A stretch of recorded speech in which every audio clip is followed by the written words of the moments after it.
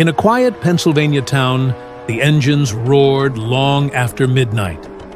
What looked like a brotherhood was something far darker.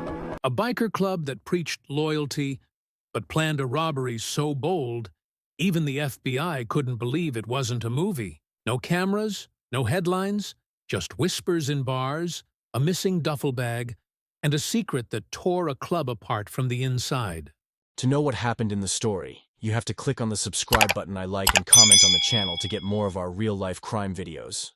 In the quiet back roads of Harrisburg, Pennsylvania, the roar of motorcycles was nothing unusual. Locals were used to weekend rides, chrome glinting under the sun, and leather jackets flashing by. But what looked like brotherhood and freedom was hiding something darky. This is the story of the infamous Riders Motorcycle Club, and a robbery so violent, so deliberate, it should have made national news. Yet somehow, it didn't.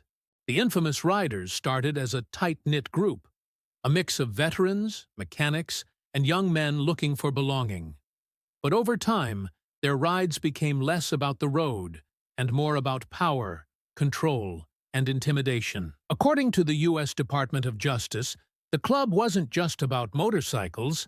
They ran guns, they dealt in intimidation, and one night in 2020, they took it a step too far. That night, two members, Joshua Smoke Randall and Marcus Tone Johnson, showed up at a small bar just outside Harrisburg. Security cameras caught them casing the place hours before it closed. The owner, David Cruz, was known for keeping cash on hand after big weekends. Bikers, regulars, travelers passing through. At closing time, Randall and Johnson returned. But this time, they weren't there for drinks. They stormed in armed, faces half-covered, voices steady. Within seconds, they had Cruz and three patrons on the floor. One of them, a local teacher named Kevin Price, tried to defuse the situation. He was pistol-whipped.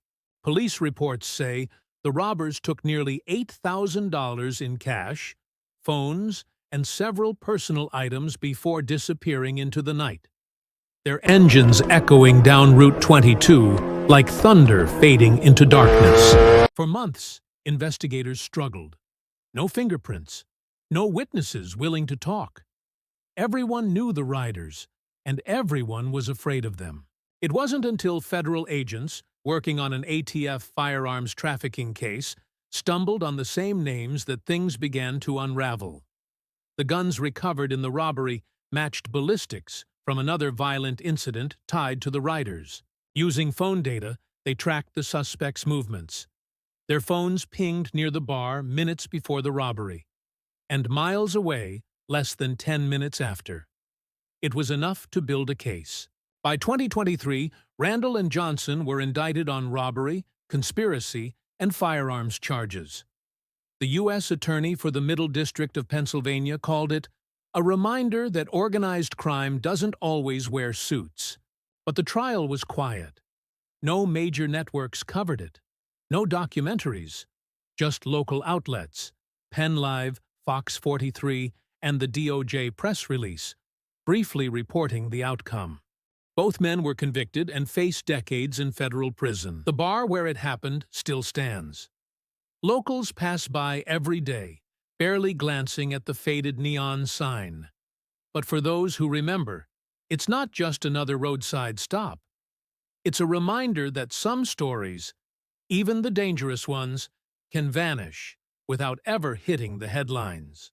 When asked later why it didn't make national news, a retired reporter from the area gave a simple answer. Because it's not glamorous. No car chase, no celebrity, just two men who thought they were untouchable, until the law caught up. In the end, justice was served quietly. But behind every quiet conviction lies a louder truth. Even in small towns, power and fear still speak louder than sirens. Please, my people, like, share, subscribe to this YouTube channel to get more of our videos.